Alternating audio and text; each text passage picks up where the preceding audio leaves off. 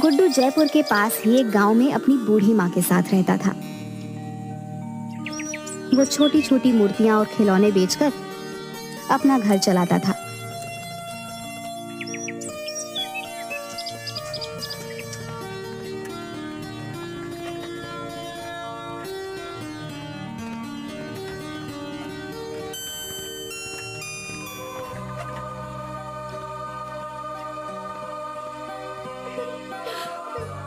अरे माँ, क्या हुआ? तुम रो क्यों रही हो? बेटा, वो जमींदार आया था। तुम्हारे बाबा ने उससे कुछ 50,000 रुपए कर्जा लिया था। वो अब सूद समेत मिलाकर 1.5 लाख हो गया है। हम इतने पैसे कहाँ से लाएंगे बेटा? उसने बस 2 हफ्ते का वक्त दिया है, वरना ये घर खाली करना होगा। माँ, तुम रोना बंद करो, मैं कुछ करता हूँ। तुम फिक्र मत करो। गुड्डू परेशान सा पैसे जुगाड़ करने का रास्ता सोचते हुए बाहर निकल आता है।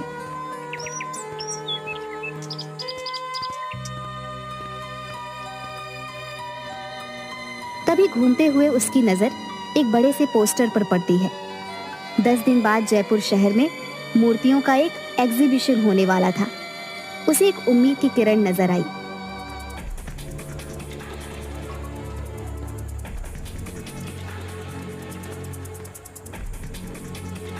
उसने तुरंत वापस लौटकर मूर्ति बनाना शुरू किया और 9 दिन की मेहनत के बाद 10वें दिन मूर्ति लेकर एग्जीबिशन में पहुंच गया। देखिए सर, ये मेरी सबसे कीमती मूर्ति है। और तुम्हें लगता है ये मूर्ति एग्जीबिशन में रखने के लायक है? पर क्यों सर, क्या हुआ? कोई कमी रह गई है क्या? कमी? गुड्डू, तुम इसे मूर्ति कह रहे हो? ये मूर्ति कहने लायक ही नहीं है, मिट्टी का कबाड़ है, कबाड़। सर ऐसा मत कहिए, इस मूर्ति को बनाने के लिए मैंने बहुत मेहनत की है। इसे मेहनत नहीं कहते गुड्डू। ये मूर्ति एग्जीबिशन में तो क्या, कहीं पर भी रखने के लायक नहीं है। ले जाओ इसे वापस। ये मूर्ति सिर्फ कचरे के डिब्बे में फेंकने लायक है। ले जाओ इसे यहां से। गुड्डू की आंखें भर आई। अपनी मेहनत को इस कदर अपने सामने बिखरते देख वो बहुत दुखी हो गया। गुड्डू ने आंखों में आंसू लिए उसे देखा और अपनी मूर्ति के टुकड़ों को समेटकर वहां से निकल गया। उसके जाने के बाद करण शिंदे खुद से ही बात करने लगता है। सपने हैसियत देखकर पूरे किए जाते हैं, और तुम्हारी इतनी हैसियत नहीं कि तुम इस एग्जीबिशन में अपनी मूर्ति रखो, समझे? चाहे कितनी ही खूबसूरत मूर्ति बना लो, गरीबी तुम्हें कभी ऊंचा उठने ही नहीं देगी, और मुझसे आगे तो तुम कभी नहीं निकल सकते। गुड्डू रोता हुआ बाहर चला जाता है और सोचने लगता है कि अब वो क्या करे। वो माँ से वादा करके आया था, वो पूरे पैसे लेकर आएगा। अब वो माँ को क्या जवाब देगा? कोई फायदा नहीं हुआ इतनी मेहनत करने का, सब बर्बाद हो गया। मेरी महीनों की मेहनत बिखर गई। वो उस टूटी हुई मूर्ति को गुस्से से वहीं पर फेंक देता है और वहां से आगे बढ़ जाता है। पर कुछ दूर जाने के बाद ही वो वापस पलट कर देखता है। उसे अपनी मूर्ति से बहुत प्यार है, जैसे उसका ही हिस्सा हो। वो ऐसे कैसे उसे फेंक सकता है? चाहे जो भी हो, चाहे मैं कितनी ही बार असफल रहूं, पर मेरी मूर्तियां मैं नहीं फेंक सकता। एक दिन यही मुझे कामयाब बनाएंगे। हाँ। गुड्डू ऐसे ही इस मूर्ति को लेकर वहां से निकल जाता है। शाम हो चुकी थी। वो दूसरे शहर से यहाँ आया होता है, इसलिए फिलहाल उसके पास रहने का कोई ठिकाना नहीं होता।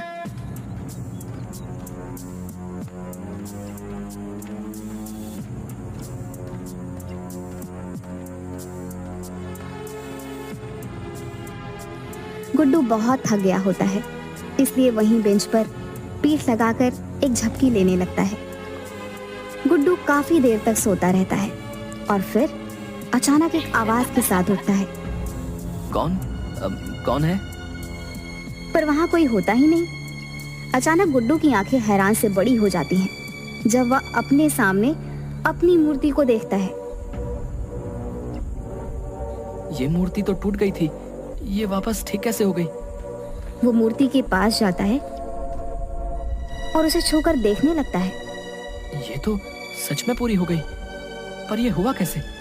ये तो पूरी टूट गई थी। गुड्डू अच्छे से ऊपर से नीचे तक आगे से पीछे घूमकर उस मूर्ति को देखता है और फिर अचानक खुशी से उसकी आंखें चमक जाती है। ये तो चमत्कार हो गया, मेरी मूर्ति ठीक हो गई, मेरी मूर्ति। गुड्डू खुश होते हुए उस मूर्ति को गले से लगा लेता है। कोई बात नहीं, अगर इस बार मैं सफल नहीं हुआ, पर तुम ठीक हो, ये मेरे लिए बहुत बड़ी बात है।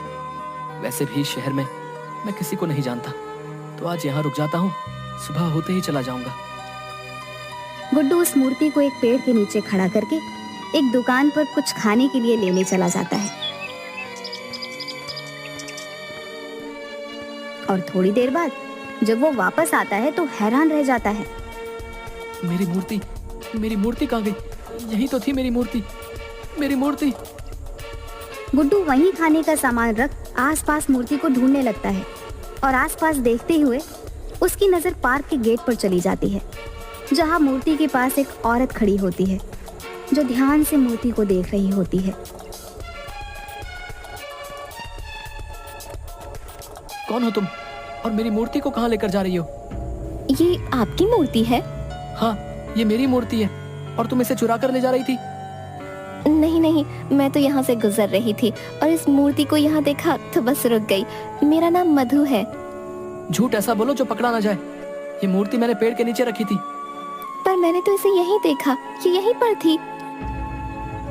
गुड्डू उसे घूरने लगता है। भला मूर्ति खुद तो चलकर आई नहीं है, कोई इसे यहाँ लाया ही होगा ना। मुझे नहीं पता, पर आपकी ये मूर्ति बेहद खूबसूरत है। आपने खुद बनाई है? हाँ, मैंने बनाई है, पर कोई मतलब नहीं है। मतलब क्यों नहीं? कितनी खूबसूरत मूर्ति है ये।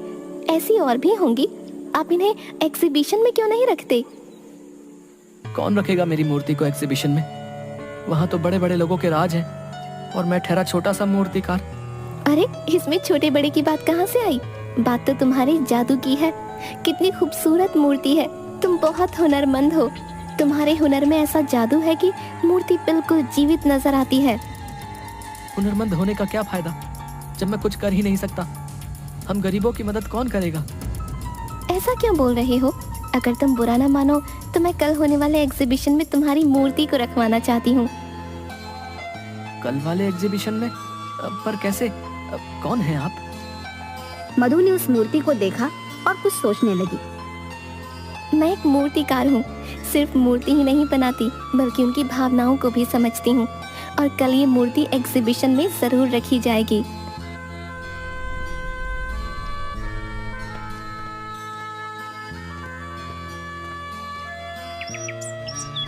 अगले दिन एग्जीबिशन में गुड्डू की मूर्ति भी रखवाई जाती है, पर किसी को गुड्डू का नाम नहीं पता होता, क्योंकि ये पहली बार हुआ था जब गुड्डू की कोई मूर्ति एग्जीबिशन में रखी गई है।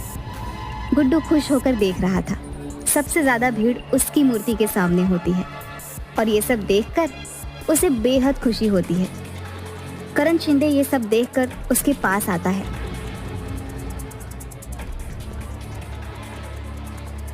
तुमसे कहा था ना, तुम एग्जीबिशन में मूर्ति नहीं रख सकते।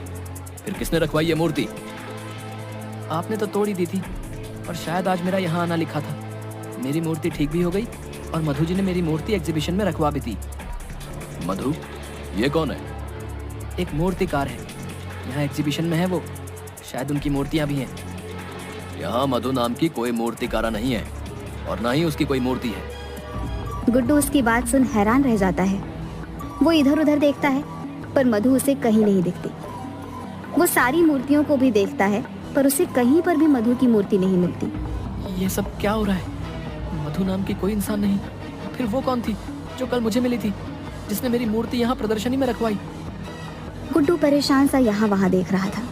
तभी अचानक उसकी नजर अपनी मूर्ति पर चली गई। मूर्ति का मुस्कुराता हुआ चेहरा देख गुड्डू को याद आने लगा। अचानक उसकी टूटी हुई मूर्ति का जादुई तरीके से ठीक हो जाना, फिर मधु का उससे मिलना, मूर्ति का प्रदर्शनी में आना और अब मधु का गायब हो जाना। उसे याद आता है कि मूर्ति कल अपने आप पार्क के गेट के पास पहुंच गई थी। गुड्डू सारी कड़ियां जोड़ता है और उसे एहसास होता है कि उसकी मूर्ति तिलिस्मी हो गई थी। शायद ये उसकी मेहनत और लगन का नतीजा था। इसका मतलब ये सब मेरी मूर्ति ने किया है। ये तो चमत्कार है। गुड्डू खुश हो जाता है। इतने में एक आदमी उसके पास आता है। सुनिए, मेरा नाम यश पाटिल है। मुझे आपकी मूर्ति बेहद पसंद आई है। माफ कीजिएगा, ये मूर्ति बेचने के लिए नहीं है। तो क्या आप मेरे लिए ऐसी ही कोई खूबसूरत मूर्ति बना देंगे? हैं? मेरी पत्नी को मूर्तियों का बहुत शौक है जी। मैं आपको मुंह मांगी कीमत देने को तैयार हूँ। प्लीज मना मत कीजिएगा। हाँ जरूर, मैं आपके लिए मूर्ति बना दूंगा। गुड्डू को वहाँ कई लोग उस मूर्ति की कीमत लगाने को बोलते हैं, पर गुड्डू नहीं बताता।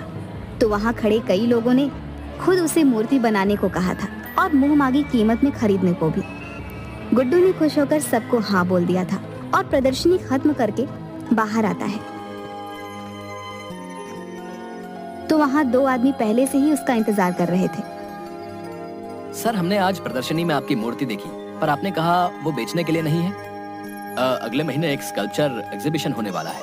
क्या आप उसके लिए मूर्ति बना सकते हैं? सर प्लीज मना मत कीजिएगा।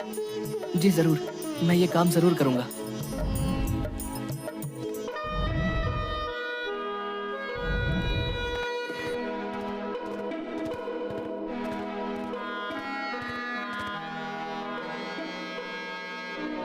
उसे यकीन हो गया था कि ये सब उसकी मूर्ति ने किया है।